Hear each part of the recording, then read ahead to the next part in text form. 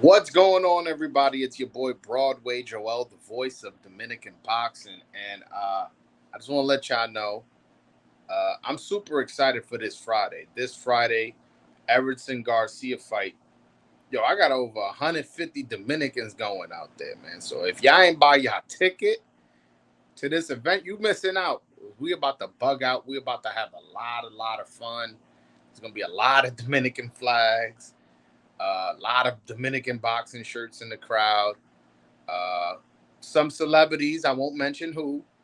Uh, you guys definitely got to pop out for this one, man. Or if not, if you can't make it, definitely watch on Showbox Friday.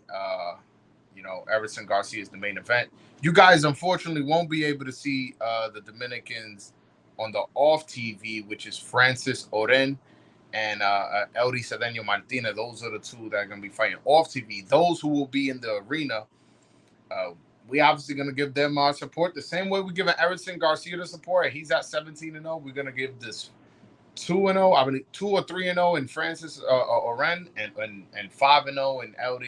They're going to get the same amount of love, at least from me. And again, I'm going as a fan. I'm going. I'm not even going as media. None of that. We going up, and I'm gonna have a lot of fun. I'm hoping my man Eridson Garcia could pull it off. He's an underdog. I believe on DraftKings he's a plus 210. So you bet $100, you'll get 210 back. That's how they see in this fight. I'm already in Pennsylvania, by the way. That's why I'm not in my normal setup where y'all used to seeing me. Uh, yeah, so I'm out here and I'm excited. I'm excited. This is gonna be one for the history books, and I'm not necessarily talking the fights. I'm talking about the event, man. In fact, so many Dominicans gonna be there supporting. Showtime is gonna be there. They gonna feel the vibe. They gonna feel the energy. The people at Showtime know who I am. I'm gonna be there loud and proud, screaming and yelling, shaking hands and kissing babies, taking pictures and doing all that, and they're gonna be like, "All right, what's going on over here?" And then that's when I'm gonna be like, "Yo, bring them to New York, and I can get you 15,000 of us." Got motherfuckers coming from all over the country, New York, PA, New Jersey. I got people coming from everywhere, and Houston. There's people coming like that. There's people. This little event, this little showbox became a nice little pop out for us Dominicans. That's why I was trying. I'm glad. I'm glad that the movement I'm building is working because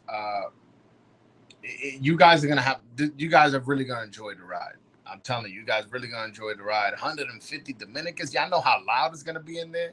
I'm sure people gonna be bringing tamboras and guidas and plátanos and flags and all types of shit. It's gonna be a movie in there, man. And you know what's crazy? So on the Spence Crawford fight, uh, like Showtime announced, oh yeah, coming this Friday.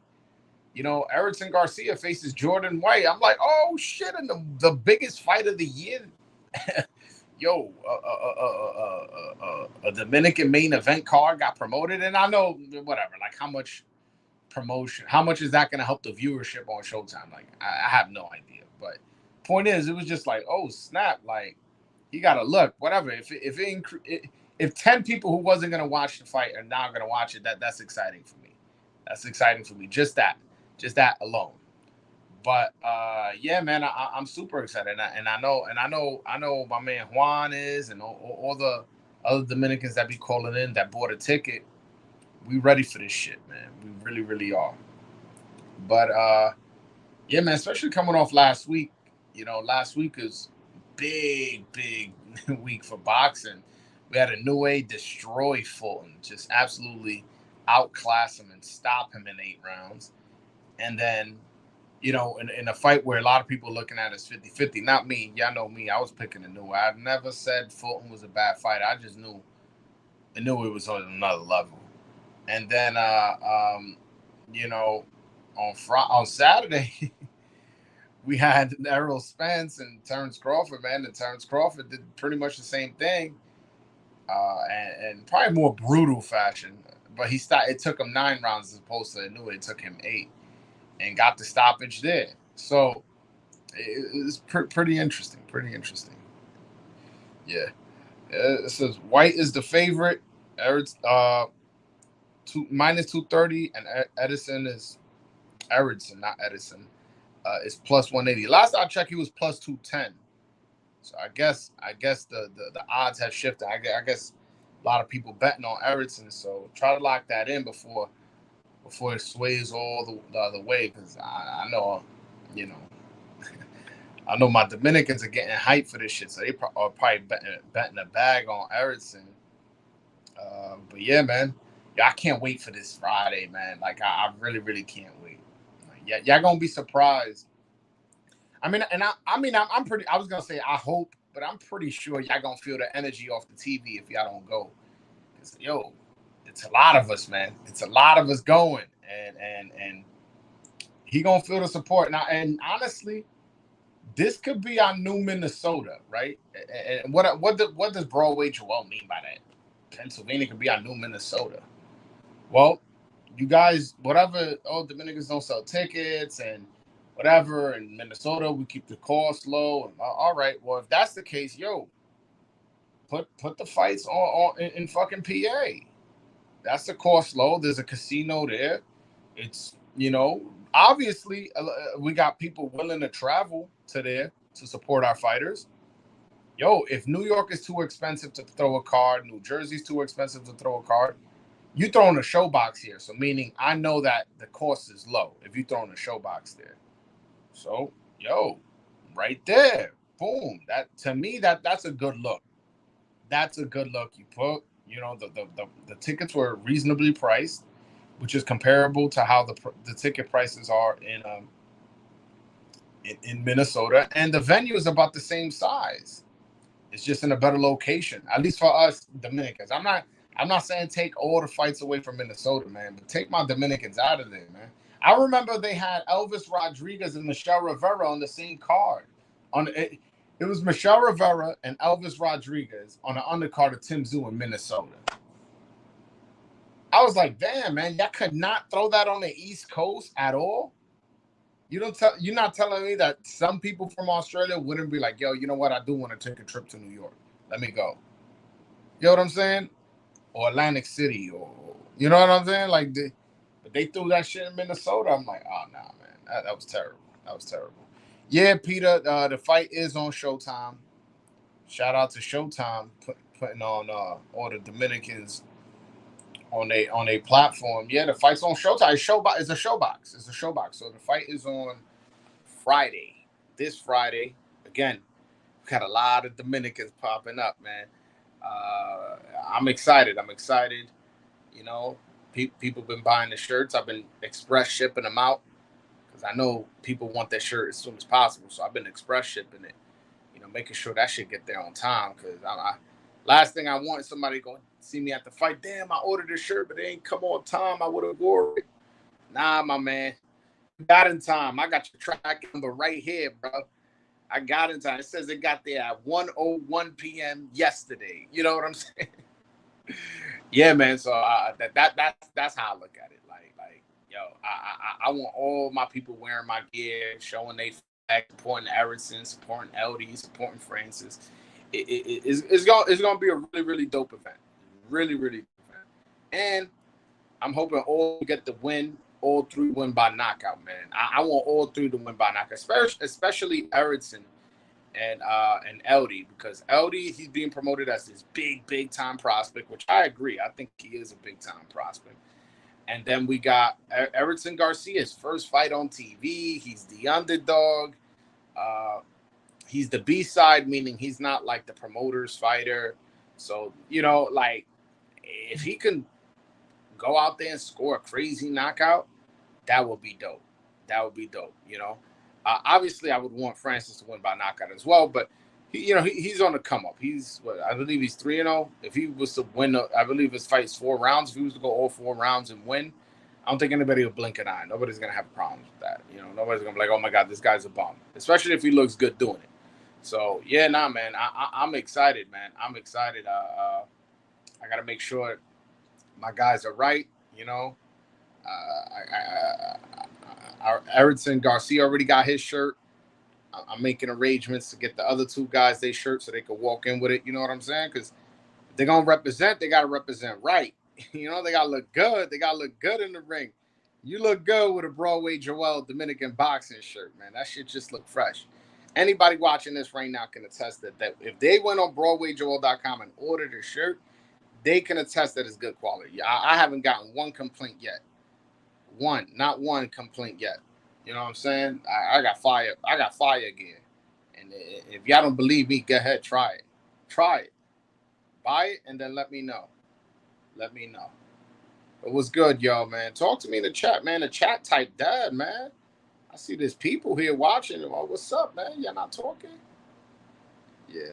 Let me throw the link up. Let me throw the link up. Hold on one second, fellas. I'm doing this from my cell phone, so excuse the appearance and all that.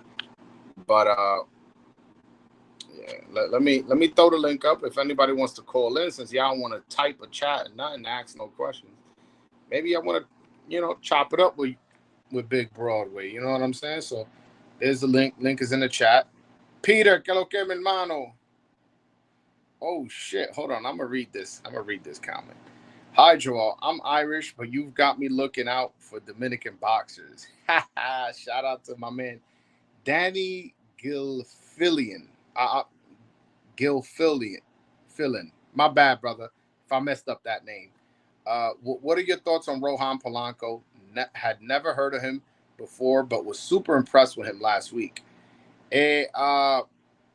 Yeah, man, I like that. I like Polanco's performance. One of the things I don't like about Polanco, but I guess just his style. And honestly, I don't like this in any fighter, including Crawford, who does this. So, and he's number 1 or number 2 pound for pound on everybody's list. So, he's a bit of a slow starter. I like my guys to come out a little bit, guns blazing. That's another thing that frustrates me about Elvis. He's a bit of a slow starter. I'm like, you can't give those rounds away because, and not that he gave those rounds away, but it just wasn't exciting enough. And honestly, lucky for him, Cesar Francis wasn't too active. But I like him. He has potential. I just want him to sit down on his punches a little bit more. But I do like his left hook. His left hook is awkward. It shoots out of nowhere. It's blinding. I really like his left hook. And yeah, he has a few things to work on, but I like him.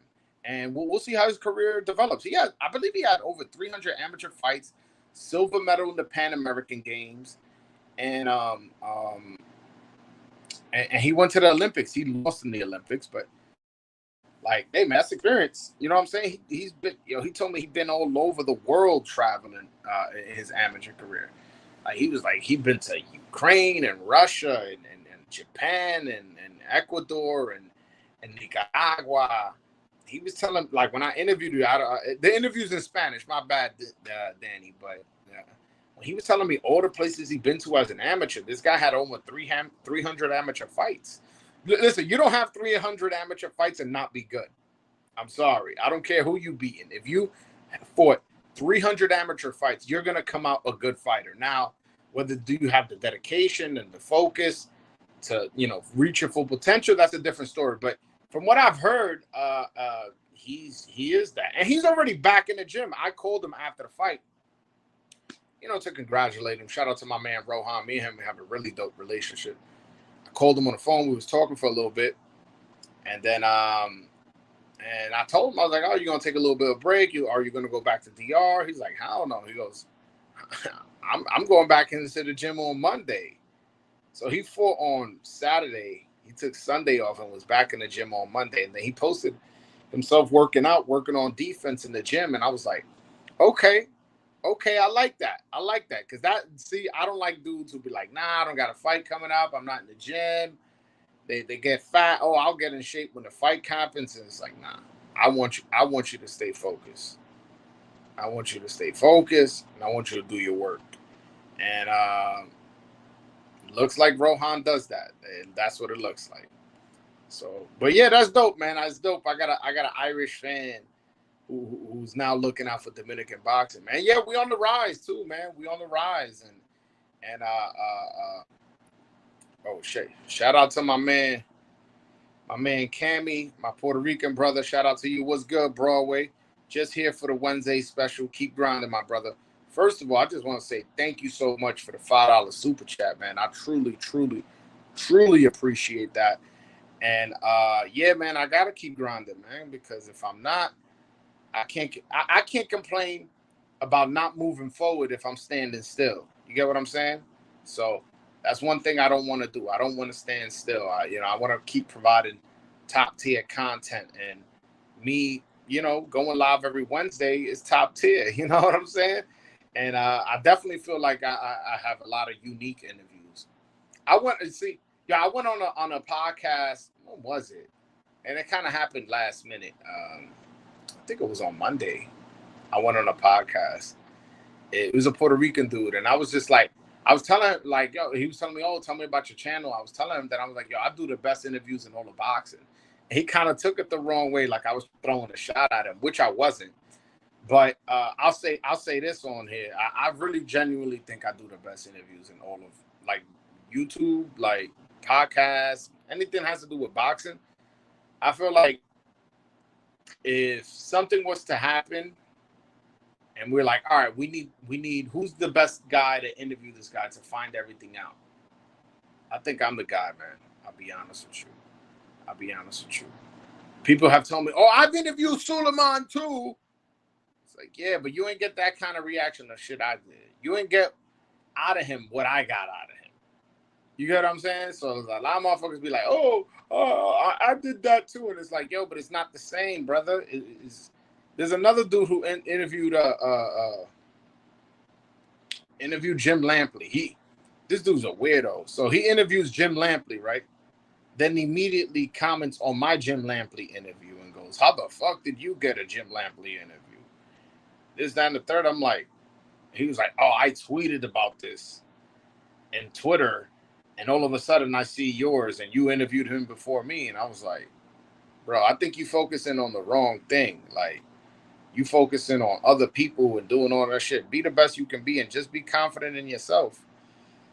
You know what I'm saying? Like, and that's what I do. You know what I'm saying? The only time I'm really watching other people's channels is when I'm doing research for a certain guest, to be honest with you. La pelea creo que a las 9, oíste, en Bajelio. La pelea a las 9. Yeah, man. Luisito, what's going on, brother? What's going on? Shout out to you, bro. And shout out to the whole chat, by the way. Hold on. Let me give everybody a shout out.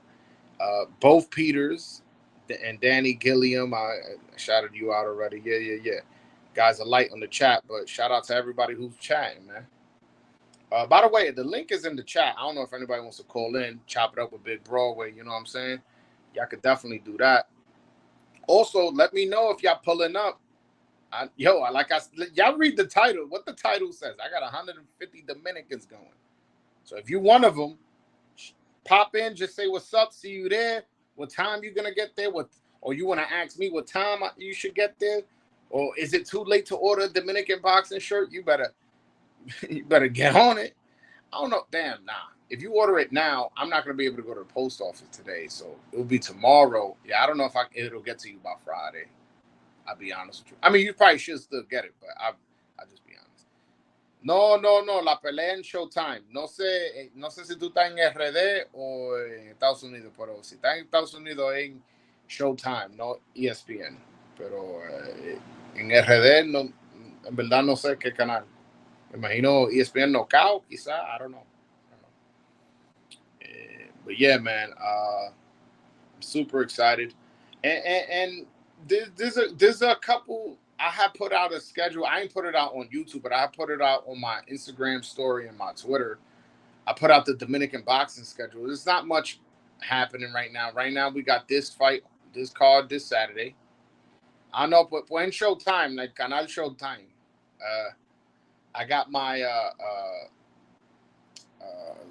Dominicans fighting this Friday with LD, Francis, and Eridson. And then we got Mini Pac-Man fighting. We'll be able to watch that on YouTube. It's kind of like a tune-up fight, so can't get too excited, but it's a tune-up fight. Whatever. Let's watch how he looks. It's been a minute. Let's see if he's rusty or if he's sharp. Is that then we got my man Jan Santana, one of my favorite prospects. He's fighting on the zone, man. We complain that the zone don't be giving opportunity to Dominicans, and hey, man, finally they showing somebody, and he's 8-0 with 8 KOs. So, shout out to Jan Santana, really talented fighter. Like he's he's a very interesting guy because right, his record shows he's a puncher. He's 8-0 with 8 KOs, but he doesn't fight like a puncher. Like he fights kind of like how Rohan Polanco fights, like how Joan Guzman used to fight, kind of like more defensive, more slick and stuff like that. But he's been getting these stoppages. Obviously, the competition's what the competition gonna be. Listen, everybody fights bums on the way up, and I'm not calling them bums. That's why I throw the quote up. But he's fighting now an undefeated guy. He's fighting a guy who's 4-0. So, you know what I'm saying? Like he's 8-0, the guy's 4-0. Someone's always got to go, and he's the house fighter. He's signed to Miguel Cotto. I believe this is on the undercard of Oscar Collazo, first defense of his 105 title. So, hey, man, yeah. I'm interested in seeing him, man. Especially since they throwing him in a little bit tough. Guy who's 4-0. I like that. I like that. And also, he told me he's been working so hard that he's realized he could fight at 126 as opposed to 130. I told him I like that idea.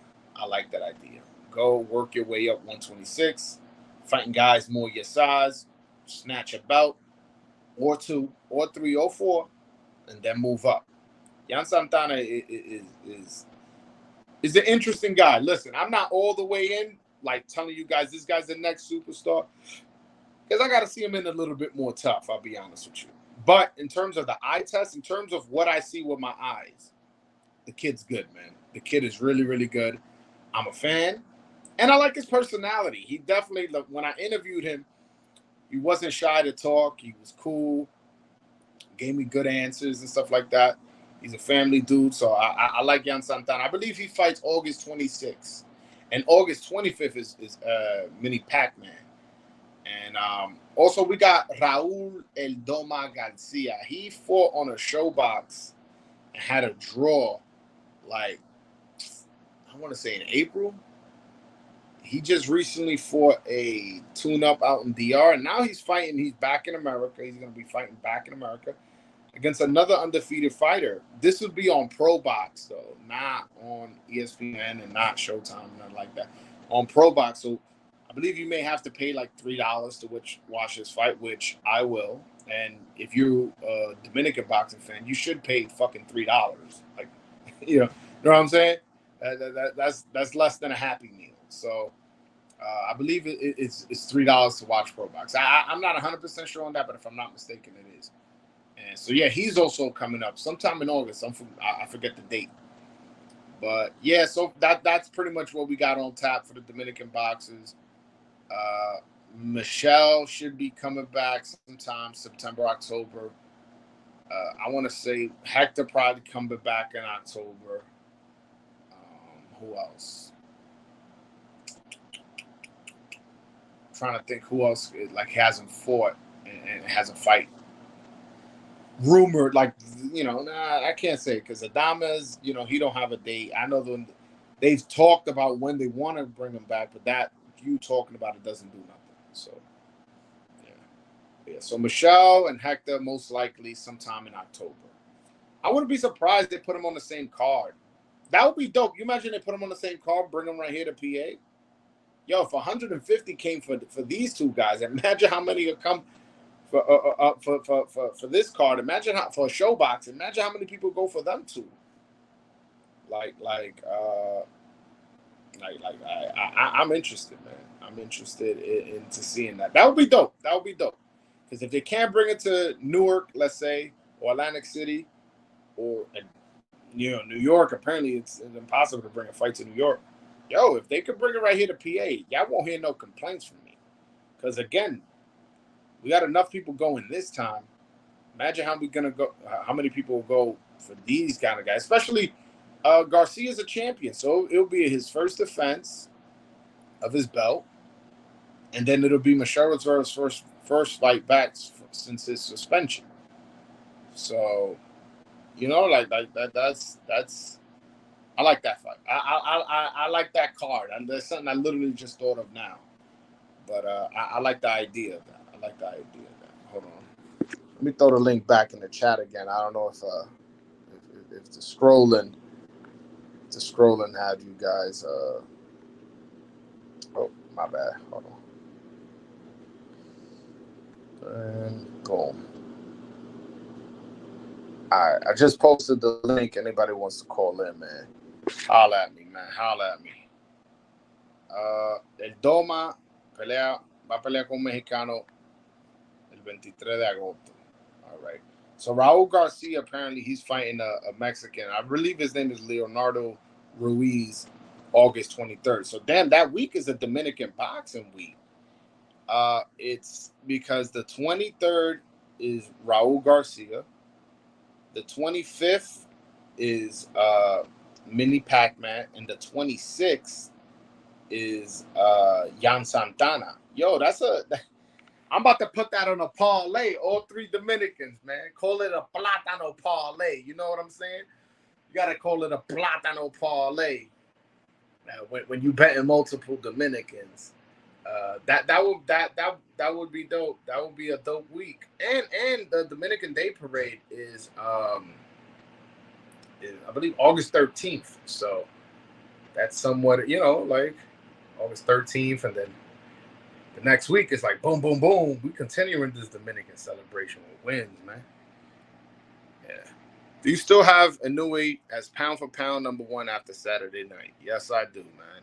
No disrespect to Bud. And honestly, it's one of those, it could go either way. It's not one of those like, oh yeah, no, for sure. If you got Bud at #1, I can't respect your boxing opinion. It's like, no, like that's not how I feel. That's not how I feel.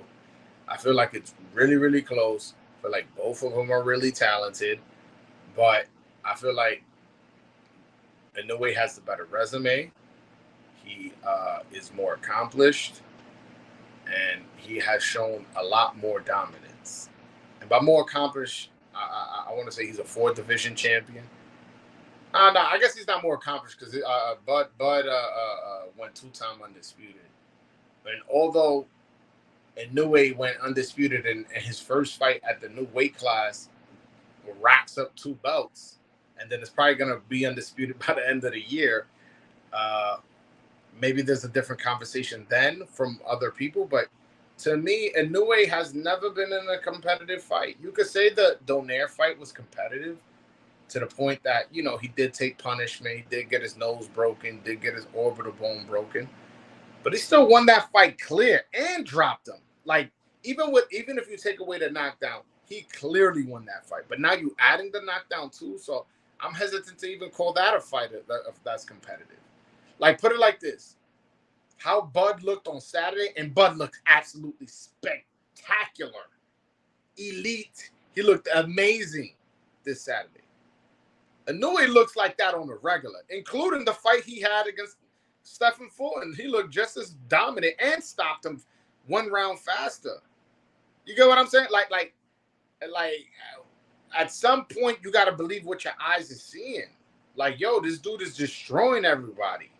Destroyed McDonald. Destroyed Payano. Destroyed Rodriguez. Destroyed Maloney. Like, destroyed Donaire in that second fight. Like, he just is an absolute animal. And then with Paul Butler, who didn't really come to fight, he just kind of ran around. He lasted 11 rounds, but yeah, 1, he still got the stoppage, and 2, he won every fucking round basically. He might have lost a couple, 1 or 2, but it's like I don't know. Bud, yes, he does get a lot of stoppages and shit, but he be getting hit up. He be losing rounds. Like, oh yeah, y'all gonna forget that in the Porter fight, he was looking in the crowd and he's like, oh, I'm down. Like, I'm losing a fight. And Inoue never has to ask anybody if he's losing a fight. He's always winning the fight. There's never been a fight past the fucking fourth round where people were like, oh shit, he's losing a fight. So it's like, at some point, that type of domination where you're not losing round and you're knocking people out sub 5-6 rounds consistently, like, I'm not gonna totally ignore that. I'm sorry, you know. But again, it's close. It's 50-50. It's either way. I just favor the guy who's been more dominant. And to be honest, again, I think he has the better resume. He's beaten more number one guys. And then again, the whole thing was, right, these two fights were 50-50 fights. Spence, Crawford, and Fulton and Inoue. That's what everybody was saying, right? They both got the stoppages. Who did it faster? I'm just saying. You could say you like Bud's performance better, but who stopped who faster? But whatever. Yeah. Hold on one second. I got Bud at number one, but I was curious because you said last week it wouldn't matter what happened in the Crawford-Spence fight. And yeah, I still feel that way. Like, it really didn't matter. It really didn't matter just because like, Inoue has been dominating his opponents in a way that's more satisfying than Crawford. Inoue didn't fight in tough divisions, and did Bud? Did Bud? His best win at 35 was Gamboa, who was never a champion at 135. Was 140 stacked when he became undisputed? Who did he beat? I'll give you the Postol fight. That was a good fight. It's like, he beat Postol. Okay, what about those other guys? Like, nah, not really. Doesn't move you. And then at welterweight, his welterweight run was Velasquez and Jose Benavidez and who else? You know, the Sean Porter win was good. A broken down Kell Brook, a chinny Amir Khan. It's like, come on, man. Like that dude. Like, that dude's in a tough division. So they both were in divisions where it wasn't too tough. But I know he's looked more dominant doing it. And that's just a straight fact. There's no way you can watch all of Bud's championship fights and then watch all of Inoue's championship fights and go, oh, Bud was more dominant in his wins. There's no way you can do that. That's impossible. That you would actually be lying at that point. You know, if you said Bud was more dominant, no. Yeah. All right, but what does that mean? He fights at 147. But who he beat at 147? I get it. Yes, I know you said he beat Spence. He beat Porter. Okay, but like, he became let me put it to you like this. Inoue became undisputed at 118, and then his next fight in the weight division above, he gets 2 belts. Crawford was undisputed at 140. It took him 10 fights to become undisputed. You get what I'm saying? So this guy's about to do it in 2, because right now it's looking like the Tapales fight is pretty much in the books. So after he already beat Fulton, already has 2 straps, already is the number 118 guy. Now he's about to fight the other guy with the other 2 straps, and boom, now he undisputed in 2 weight classes. Same time, same year that Bud did it, but in quicker fashion, and he's like 6 years younger. Like, you get what I'm saying? Like, come on, man. Like at some point, I understand you guys don't like the lower weights. I understand he's not American. He doesn't do the dance moves or wear the shiny suits and talks trash and does rhymes like Muhammad Ali and all that. I understand he doesn't do all that, but that doesn't mean he doesn't get credit. The guy's good, man. Like, Believe your eyes. Believe your eyes. There's no way. It's impossible. It absolutely is impossible for you to look at both their fights, both their last 10 fights, and then go, all right, yeah, Bud was more dominant. Yo, Bud was getting out, was having trouble with Benavidez, a one-legged Benavidez. And people want to deny that. And it's like, nah, go watch that fight. He was having some trouble. If he hadn't gotten that stoppage in the 12th round, I don't know who, like, when I would have been listening for the judge's decision. You know how sometimes we're like, all right, man, I ain't even going to listen. I'm going to go use the bathroom. I already know my man dominated. Like, it was clear as day he won. There was no doubt about it. It's like, that wasn't one of those fights. That was one of those fights you would have waited to see the decision. He got the stoppage, and he gets credit for that. But it's like, you running it that close with fucking Benavidez? Who has Inouye had problems with like that? Nobody. And if you want to say it, Donaire, and again, he still won in my book, probably like 9-3 and dropped him. But let's just say you had it 7-5. Let's just say you had it 6-6, and then Inouye fucking the knockdown made the difference. Let's just say. That's a Hall of Famer. So the one fight he had that was close, it was to a Hall of Famer who had a belt at the time, lost it, went on to win another belt, and then he rematched and knocked out in 2 rounds. That's who he had a close fight with, according to you, which I don't think it was close, but according to you, he had a close fight with Donaire, right? I'm giving you the benefit of the doubt. Not true, but all right, I'll give you the benefit of the doubt. 6-6, the knockdown saved him. He went on to win another belt and he got KO'd. Like, come on, man. Like, I listen. Like I said, it's close. I'm not saying that it's like easy. It was an easy pick for me, but I had to think about it. I had to reevaluate and said, all right, what is going on? Who's more dominant? If they were both the same size, who would I pick to win? I would pick Inouye. Who wins that 118? Prime Rigondeaux or Inouye? You know, it's funny. I actually thought about that fight today. I was like, how would that fight go? But I would say Inouye because Rigondeaux, if you remember his fight against Donaire, although he dominated, he did get dropped. Boom.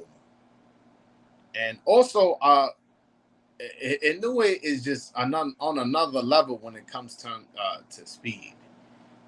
So I don't think I think he, Prime Rigondeaux had a lot of good reflexes and good footwork and was able to stink a lot of fights out and get wins that way. But I don't think he would be able to do that against Inouye. Inouye is good with feints.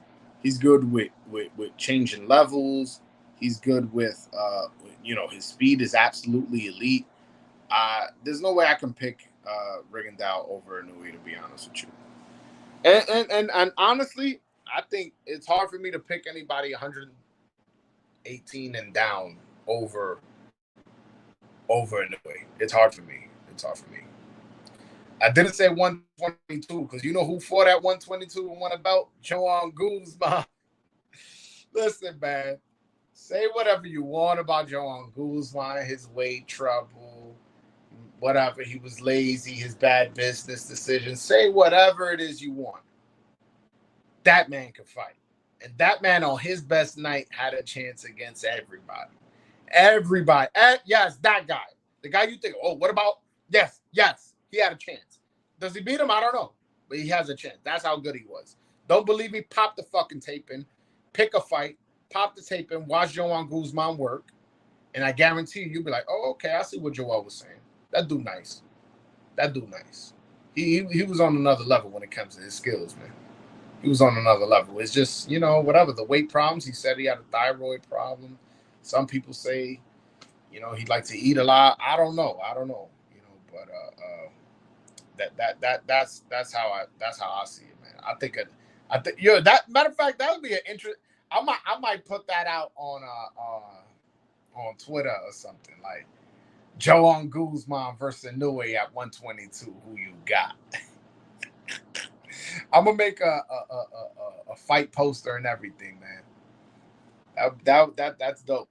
Cause he held the WBO 122 pound champ title, and that's one of the belts that Inouye has now. So that's a dope idea I just thought of, literally on the fly. But yeah, man. Well, what other fights are coming up? There's not much heat like big. I mean, we just had a couple big fights. Man, you know what fight really hurt me that it didn't get to happen, and I hope he's doing well. Is Virgil Ortiz versus Stanionis. Man, I was really looking forward to that fight, and I thought that fight was going to be a war. You know, one of those fights where you know whoever got the most will was going to win and all that. But it didn't happen. Unfortunately, Virgil Ortiz trying to make weight passed out. His father had to resuscitate him. Like this got crazy. Like some people are talking about like maybe he shouldn't box no more. Some people saying he's fuck fighting at 54. Virgil should move to 160. So yeah, man. Like I don't know. I actually would agree with that. Let's try 160, man. It's a weak division. You will be the star. Like as far as drawing power, nobody would be more popular than you. And you you you going from 147 to 160. That you got 13 pounds to rehydrate properly, where you don't have to cut all the way down to 47. 13 pounds, a lot of weight. Yeah, you'll be fighting bigger guys, but again, it's a weak division. And Adames told me he used to spar Virgil Ortiz often. He was like, nah, he's a big guy. And this was even before all of this. He was telling me, he was like, nah, he's just a big guy. Like, because he likes him. He likes him. He was like, no, he's big for 147. So, move him up to 60. That's what I would do. I'm excited for Navarrete Valdez. Yeah, man. That's definitely a fight that's exciting. I think I got Valdez knocking that cowboy out, man. Valdez got that left hook, and what's his name? Navarrete seems to fall over a lot, and one of the things that Eddie Reynoso got Valdez doing that he wasn't doing before was using his feet and trying to box a little bit more. And if he could time when he falls over and catch him with a left hook, I think he's knocking that guy out, man. So I got Valdez. Valdez been at the weight longer. If I'm not mistaken, this will be Navarrete's second fight at 130. So this guy like he's a real 130 fighting a guy who only has one fight at 130 and falls over on his punches and is there for counter punches, is there for the left hook. I can't. I'll be honest with you, and this may sound bold, and maybe I'm proven wrong when the fight happens. I can't see any way my man loses Valdez. I can't. I can't picture a way how like what if Navarrete does that? I can't. I'm sorry. I can't. But hold on. I'm gonna try to read y'all. Says 3 cards next Saturday. Joshua White 2. Oh, I forgot about that one. Navarrete Valdez and Rodriguez versus Lopez. Yeah, Emmanuel Rodriguez, who's probably the best 118 pounder right now. Now that Inouye moved up, he'll be fighting Melvin Lopez, I believe, for the vacant IBF title. So. That's I never seen Melvin Lopez fight. I'll be honest with you, but I seen Emmanuel Rodriguez fight live and multiple times. I saw him fight Inoue. I think he may be the best 118. I'll be honest, he has really good counter punches. He's a good fighter. And from what I'm hearing is he's a heavy favorite. I'll be honest with you. I'm not going to sit here and lie. I'm not too familiar with Melvin Lopez. And as far as Joshua White too, that's a fight I didn't need to see. That fight that makes no sense to me, to be honest with you, but I got Joshua, man. He working now with Derek James and White is definitely on the way down. Got knocked out by Fury, got knocked out by Povetkin. Got knocked out by Joshua. Like this guy's chin has been cracked before, and yeah. So I got him losing by I got him losing by KO. I got AJ winning. Yeah, yeah. Valdez. Yeah, Valdez was stopping. Never got so lucky with against Liam Wilson. That long coyote was a disgrace. It was a lot of funny shit happening. A lot of funny shit happening. Gonna find out this afternoon if I can actually go. Bought tickets but didn't get leave for it. Oh man, that sucks. I mean, I would be like, I can't make it. Nah. Find somebody to cover your shift, man. If you already bought the tickets or sell them, don't lose your job over a fight, man. You know what I'm saying? How many Dominicans fighting this month? Um, as far as that is a lot. There's LD Cedeno, Francis Oren, Eridson Garcia. That's just this Friday. Then you got Mini Pac-Man, Raul Garcia, and Jan Santana. So that's 6 Dominicans that'll be fighting, man. 6 Dominicans. So that's just this month. So and this month is the month for the Dominican Day Parade. That's August 13th. So that's exciting shit, man. Yeah, man. Oh man, yeah, you're so right, man. Stinks that the Beterbiev versus Callum Smith has been postponed due to a dental injury. Due to Arthur's dental injury. Yeah, supposedly he had a bone infection in his jaw or some shit. Like, I don't know how you get that. But I'm disappointed at the inactivity of Beterbiev. He's a great fighter. Yo, but he fights once a year. This would have been his second fight. It would have took care of a mandatory. It was a good fight because Callum Smith, since his loss to Canelo, has done some work at 75. But unfortunately, it's like, damn, man, like this guy can't catch a break. He is always injured. Always injured. It's ridiculous. But what are you gonna do? What are you gonna do? Yeah, VA money. He definitely in there trolling and shit. He in there trolling. Just be careful with the trolling. I'll be honest with you. Be careful. You might get blocked. That one is not a blockable offense, but I'm just saying, be careful with the trolling. By the time he fights Bivol, he'll be a fossil. He ain't fighting Bivol. Beterbiev is not fighting Bivol. Bivol will beat the fuck out of him. I'm telling you, it would get nasty in there. It would be total straight domination. I guarantee it. I guarantee it. He would straight up dominate Arthur Beterbiev. It's just too much footwork, that jab, the distance, that whole like kind of like rhythm step. It would throw them all off. Like you're not just gonna goon your way into fucking Bivol. And you know what's messed up? Yo, when I got introduced to Bivol on HBO, he was knocking motherfuckers out. He was doing his thing. I was like, yo, this kid may be the next up. And then it's almost ironic, like he got on HBO and then there's just been decisioning guys. But I still got faith that he cracking hard. Now, does he have one punch knockout power? No, obviously not, because he's landed crisp on a lot of people and didn't knock him out.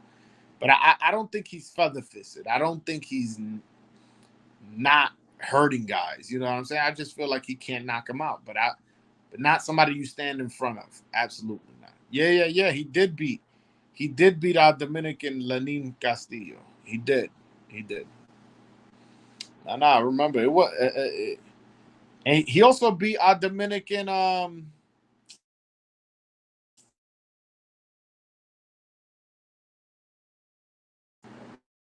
Hold on, I got a phone call. My bad, fellas. He also beat our Dominican Felix Valera. Yo, Bivol's resume is crazy. Like, wait, hold on one second. My bad, fellas.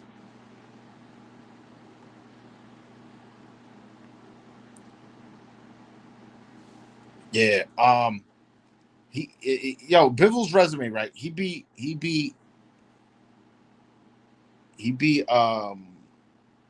Sorry, I got a text that shit threw me off. Sullivan Barrera, Felix Valera, Joe Smith, Jean Pascal, uh, Canelo, Zerto Ramirez. Like, yo, that's a good resume. That's and dominant too, dominant fashion. The only one I want to say it wasn't like total complete domination was the Zerto fight. I scored that fight 8-4 in favor for Bivol. But and 8-4 to me is not like, damn, he dominated crazy. No, no, no. You lose 4 rounds. The guy was in there to fight. The guy did some work. But all the other fights, he dominated and looked clean and came out no cuts. If I'm not mistaken, I never seen him drop. The only time and I could be wrong on that. I'm saying I don't remember seeing him get dropped. The only time I really seen them stunned like that was in that Joe Smith fight where he got hit with a right hand as the bell rang. Bing! He went poof. And he kind of got stumbled a little bit and then walked to his corner, took that shit on the chin and kept it moving. He wasn't like hurt, like to the point where it was like, damn, we got to get this motherfucker out of here, man. Like the ref should consider stopping it. No, it was, he got caught with a shot. And by the way, Joe Smith, say whatever you want about his skills. The motherfucker can crack, especially that right hand. And that right hand landed. He took it and went sat down in the corner, and then in the next round continued to dominate. So, listen, I rate Bivol. I think I rated Bivol number 4 pound for pound, and people were like, "Oh my god!" I'm like, bro, look at his resume. A lot of you guys like to fucking go by name and but yeah, he fights in a division I don't watch, and he doesn't speak English and this, and I don't give a fuck about none of that shit. I really don't. I really don't care. If you got a good resume, you going above the guy that has a worse resume. And I do take into consideration the eye test. I do take into consideration level of competition in your division. But that's why I say, your resume is what most matters.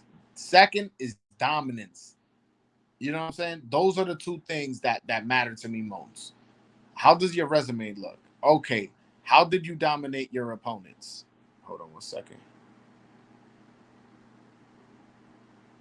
Oh man, some I just got a crazy text that I cannot talk about. But damn. Oh man. All right. Whatever. My bad, fellas. I just got a really nasty text right now. Alim Bivol due to better be of age. It's a close fight. Better be have dealt with Vosdick. Nah, no way is Vosdick compared to Bivol. Stop. No way. And Vosdick is not a bum. By the way, that's speaking on Bivol, like, Bivol don't got no obvious opponents. Yard got a fight. Better be if is injured. I mean, hey, maybe Callum Smith now. Fuck it. Come that WBA. Fuck you. You want the WBC route, but you want a title, right? Come fuck with Bivol. You did that training camp already. Come fuck with Bivol. But Bivol don't got to fight, man. So the reason I stopped right there is because, why not give him Vosdick? You know what I'm saying? Vosdick is right there. What's up? Get that on and popping. Vosdick already had a couple tune-up fights. Get him ranked in that WBA. Figure it out. But my man Bivol needed an opponent, man. He's definitely following up that Fighter of the Year award very badly this year. No shot and winning it back to back, pretty much. What do you think about Haney and his situation with going up to 140 while being named champion in recess at 135? I mean, I really don't mind it. I don't mind it so much because, I mean, because when you're named champion in recess, right, technically you're stripped, right? But when you're named champion in recess, once you alert the WBC, all right, my recess is over, you become the mandatory to whoever has the current belt. So, like, are you really stripped? Like, I don't mind it. And it also keeps, from the WBC perspective, it also keeps the other parties satisfied. Like, hey, look, we stripped him. So now you're the champion. When fight for the vacant, you're the champion now. But if he comes back, he just has to fight you. It's mandatory. So it kind of keeps both parties happy. So I don't mind it as much. I don't mind it as much. And I know Canelo moved up and didn't have to do it, and and I'm sure there's 90 different examples, but if he was outright stripped, like the belt taken away from him, that's it.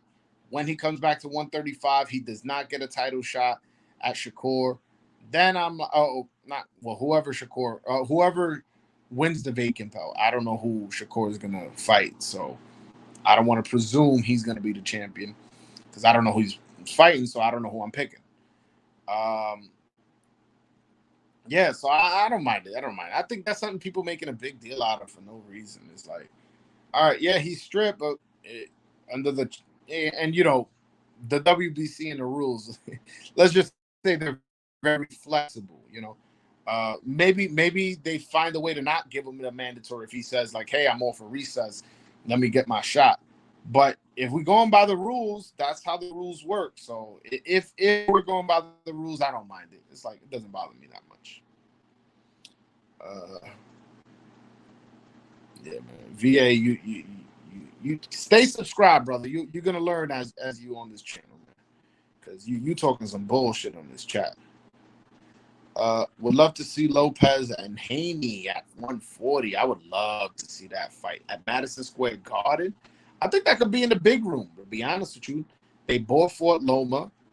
Tio, whatever. Whether you want to say he's from New York or not, a lot of people are jacking him from New York. So, he'll bring his audience. There's also a lot of Honduran here. And ESPN will promote the shit out of that. So I absolutely love that. But I think Haney's going about it the right way. Go get a belt at 140, and then then fucking start promoting that fight. Yo, let's go. I got a belt from Regis. You got a belt. Let's unify. We got history at 135. You said I wasn't undisputed. And you call me an email chat. They could go back and forth and do all that shit. I would love that fight. I would love Devin Haney versus Teofimo Lopez. And listen, stylistically, probably you got to pick Haney, right? That's probably like the right pick to make, right? But man, Tio, man, just when it's hard to count that dude out, man. Yo, he's done it twice.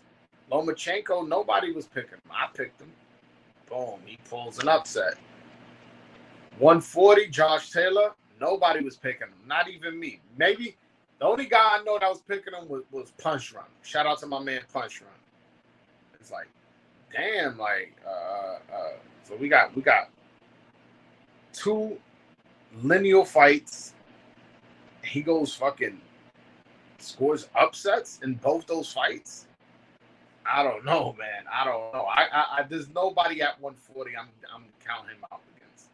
And also, I'm curious as to see, because I am picking Haney to beat Progress, but I'm curious as to see if what's the difference we're gonna see from Haney at 140 as opposed to 135.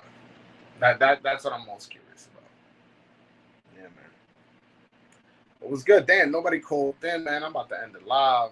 Hold on, I'm gonna throw the link up one last time. If nobody calls in, I'll just call it a day, man. But yeah, man, there's a lot going on in boxing, man. A lot of moving parts.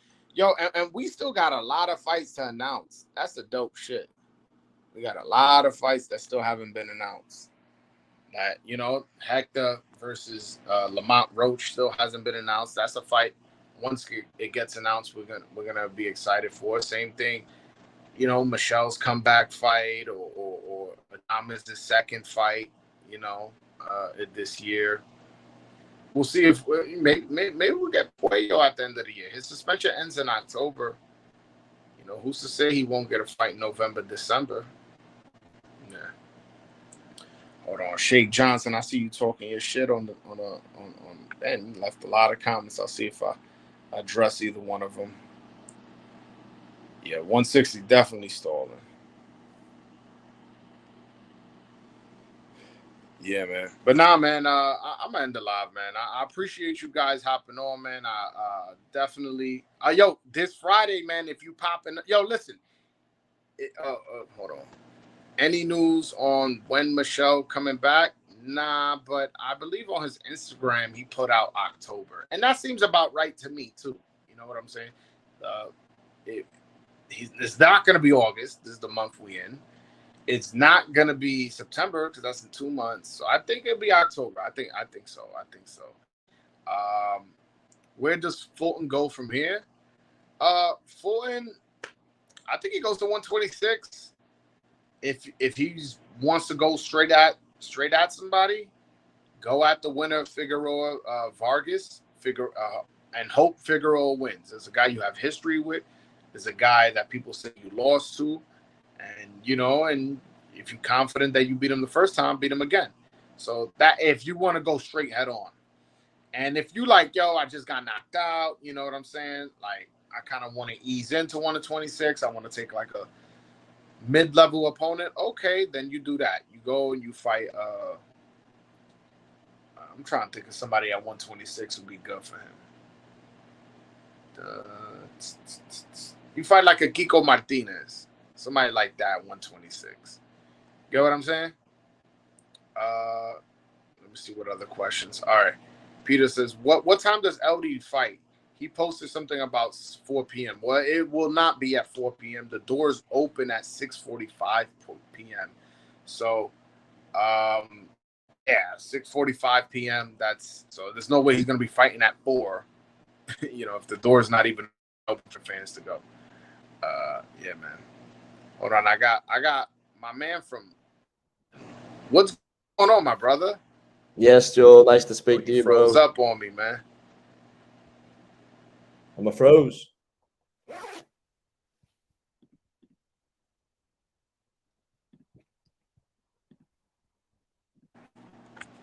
Yo. He's frozen on my screen. Let me yeah, man, I don't know what happened to that. I don't know what happened to that, man. Yeah, nah. There is no Garcia. Oh, my bad. I think you meant Danny Garcia. Yeah, nah. Yeah.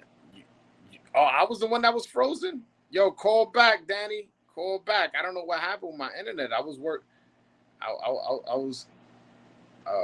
Damn, my bad, yo. Again, I'm in the fucking mountains here in Pennsylvania, man. I'm not in my normal New York City apartment. Hold on. Danny, what's going on, my man? Can you hear me now, mate? Yeah, man, I can hear you now, man. How you doing, man? I appreciate you supporting the channel. No worries, bro. It was your Suleiman interview that I saw first, and so I do a bit of interviews as well. I've done a bit for Seconds Out, and I was really, really impressed. So I thought I need to get on and this content, and the rest of your content's been sick. So now I got to shout it out. Nah, I appreciate that, man. What interviews have you seen besides the Suleiman interview? So I saw the Lampley one. I enjoyed when, because obviously you don't really see. He doesn't do that much. I mean, yours was the first long form I had seen from him in a while, so that one was really good. And bits and pieces of Carlos Adames I've watched, and then just some of the more general box and stuff. So now really impressed. I've only been subscribed maybe 3 weeks, a month, but really good. Oh no, I appreciate that. I haven't interviewed nobody from the UK. I gotta get on that. I want to see if I could get Josh Taylor or something like that. Somebody who I'm interested in. You know who I like? I know you're from Ireland, but that yeah, part of that's the okay. world. I hope you don't mind me lumping you guys. Are you gonna jump me if I? It's all good, bro. It's all good. I don't want to be disrespectful. I don't want to be. Somebody I like from the UK that I don't feel like he gets a lot of love is Joe Cordina at 130, the IBF champion. Mate, Cordina's starting to get his flyers now. Joe Cordina. I feel like that guy's really good. And honestly, he don't fight like a UK fighter. He fights like an American fighter. I really like Cordina. And I don't feel like the UK audience sees what I see. Like, I don't know what it is. Like, if I'm from the UK, that's the guy I'm getting behind. I'm like, that guy's good. But what's your opinion on him? Mate, the problem with Cordina is he had a lot of inactivity up until maybe a couple of years ago, and he didn't really progress. And then a lot of people maybe thought the Agawa fight was too soon. He delivered that knockout, but he's starting to get his flowers now. I mean, I think the Rakimov and Ogawa wins are enough to have him as your number 130. I know you might have Hector, but Cordina's probably Matchroom and Eddie Hearn's like best fighter, pound for pound. Damn. You can hear me? The signal gone. Yeah, my internet messing up, man. I'm in the sticks out here.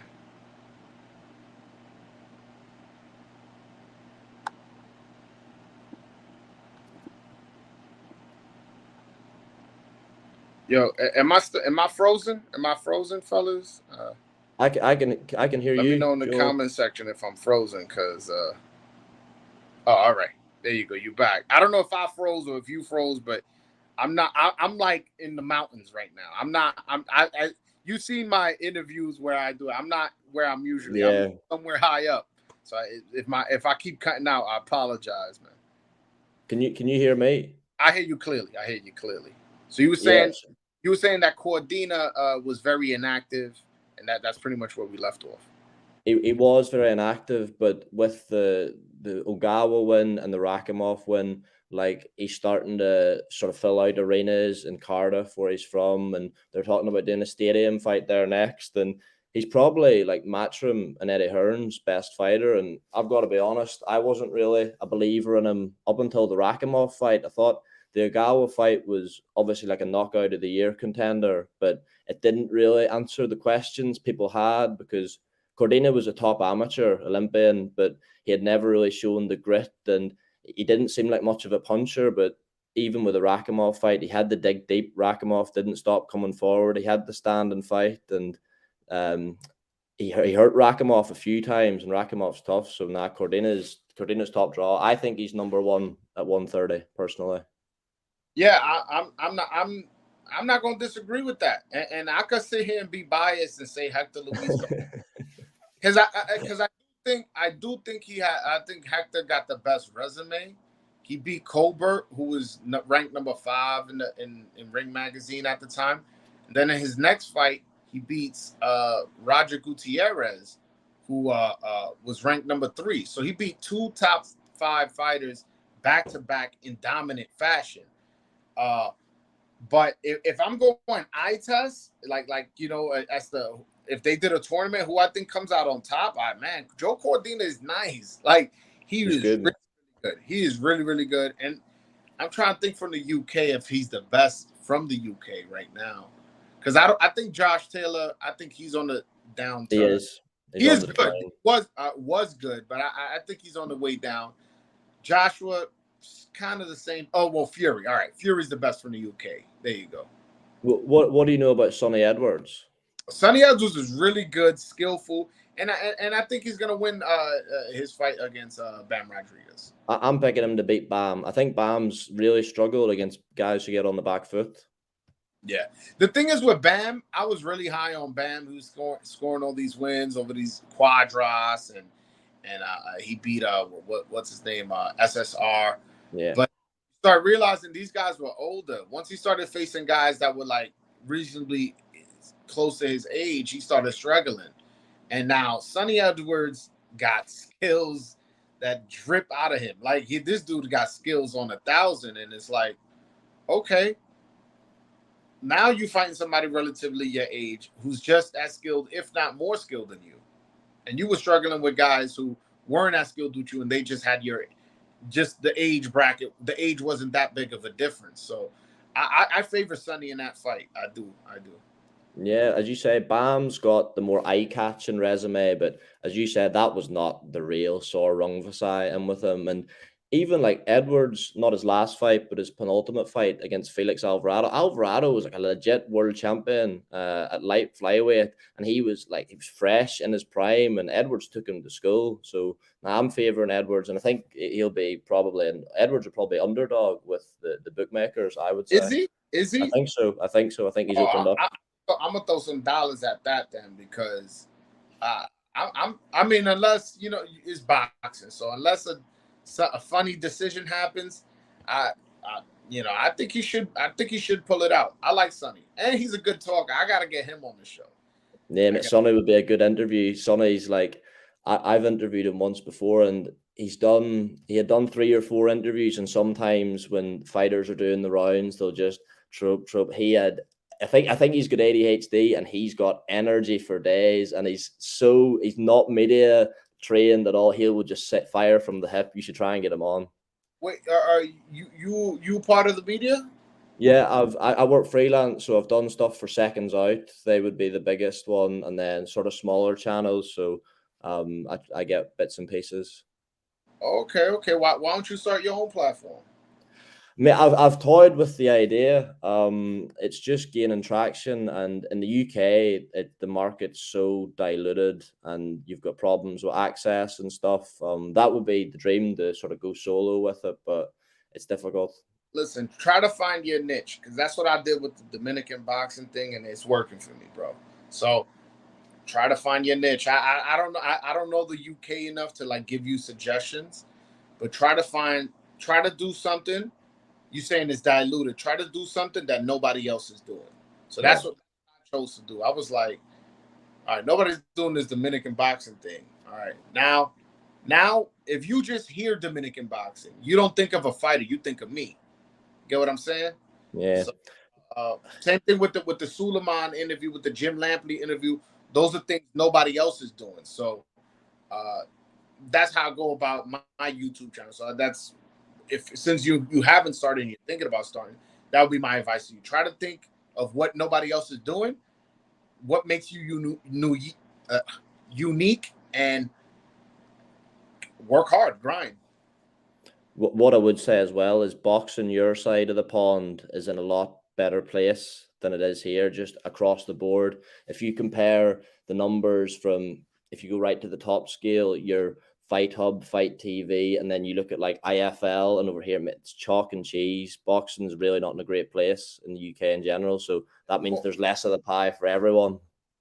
well, you don't have to only cover UK boxing. You know what I'm saying? Yeah, but because the algorithm and stuff, you're not going to pick up where I'm not going to pick up traction from stuff in the States, because we have channels go out to cover. Like if you look, there's been loads of UK channels who went out to cover Spence Crawford, and they just don't get picked up in the States. Ah, I see what you're saying. I see what you're It's saying. tricky. It's strange how it works. Yeah, that's weird. That's weird. But hey, man, you know, well, there's a will, there's a way. You know, This is it. I'm sure you'll figure it out. But man, yo, definitely call in every now and then, man. I enjoyed the conversation. I'm you about to be my new UK guy, like meaning like when there's a prospect come. You know what? I'm gonna ask you about a few prospects right now. What do you think of Go. Adam Azim, all the skills in the world, like really, really snappy puncher, but it's the same as any prospect. Like we don't know the things we'll know until like the unanswerables. We don't know what his chin's like. We've never seen him. It's someone stick it on him. I know he went the distance in his last fight, but and another thing about his aim, he's picking up a lot of hand injuries already. He was meant to headline a show last month, sorry, in June.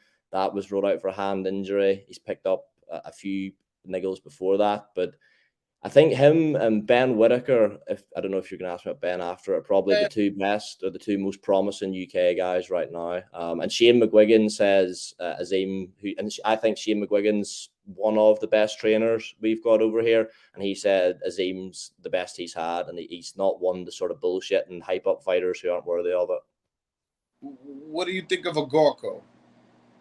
Agarco, like he's from like really not far away from me, but it pains me. I'm not sold on Agarco. I don't know, like He had a tough fight in his last fight. That was a tough guy he fought in his and that last fight. wasn't supposed to be a tough fight. That was supposed to be a fight in Ireland he could look good in and get a stoppage. And with Agarco, like he fought at middleweight for a while and he was never a middleweight. And even that screams out to me like he had to be really pushed to say, look, you should be fighting at light middleweight.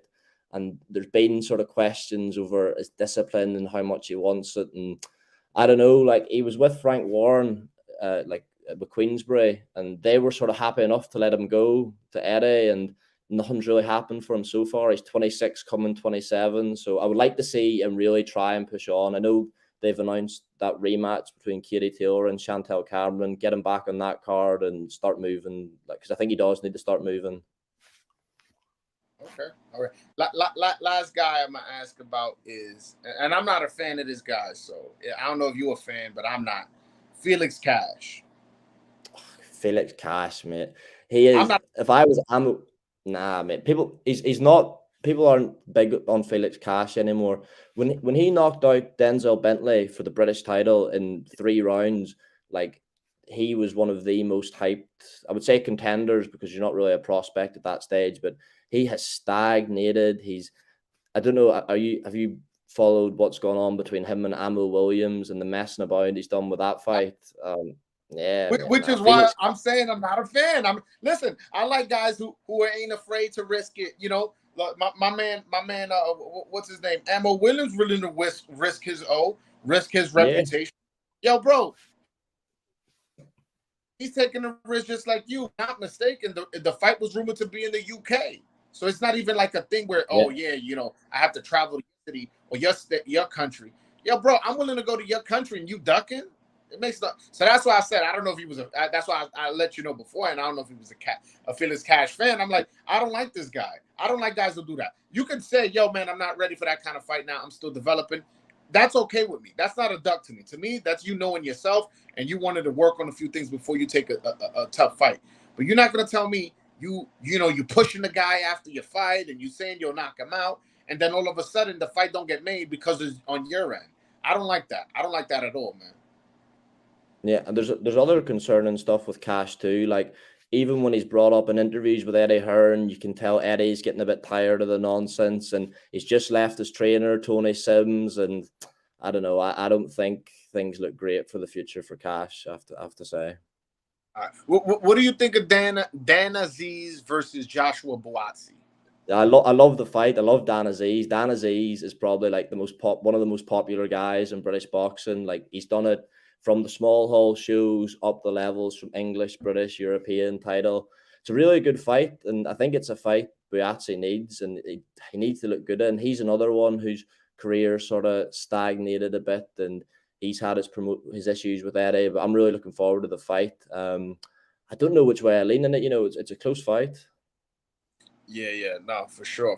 And I feel like 175 needs a spark because, all right, we got 2 great fighters at the top 2. Like, those guys are elite fighters, top 10 pound for pound, both of them. And honestly, if you don't have both in your top 10 pound for pound, I kind of don't respect your pound for pound. I agree. After that, it just kind of like just really drops off. I feel like a fight like this could gain some traction where it's like, okay, why don't one of those guys fight this guy? You know what I'm saying? I'll be honest with you. I don't think either one compete with those guys, No. but there needs to be some kind of interest in 175. And this fight, I feel like, will create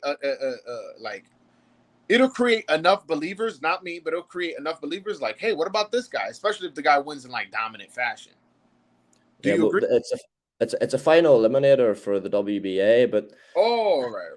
Yeah, and Buatsi turned down a shot at Bivol, which it's like that's sort of the whole reason he left Eddie. There was obviously, it wasn't just as black and white as that. It was a shot and Bivol plus 2 or 3 afterwards. But I agree with you. I don't think any of the guys over here can hang with Beterbiev and Bivol. I think the Beterbiev Smith fight probably favors Smith. Another 6 months, more time before time for. I don't favor Smith in the fight, but I'm saying it's good for him, the delay, and Beterbiev to get slightly older. More time to prepare, as well as, you know, Beterbiev is only getting older. So 100%. What you say? Yo, bro, you got Instagram, Twitter, anything like that? I'm on Twitter. I follow you on Twitter. I shared your Suleiman interview a few days ago, I think. Yeah. Message me so I can follow you back. Anytime you want to call in, talk some UK boxing or talk Dominican boxing, just know this American/Dominican here is what welcoming you here, and you cool, and you're more than welcome here. Just shoot me a message, I'll follow you right back. Appreciate you, Joel. Nice one. All right, man. Thank you for coming on, man. All right, guys, that's my video. Make sure you guys hit that like and subscribe button. I appreciate you. For the people that are going to be there Friday, man, 150 Dominicans, Eridson García. Woo! We're going to be there. Pennsylvania. That's right there.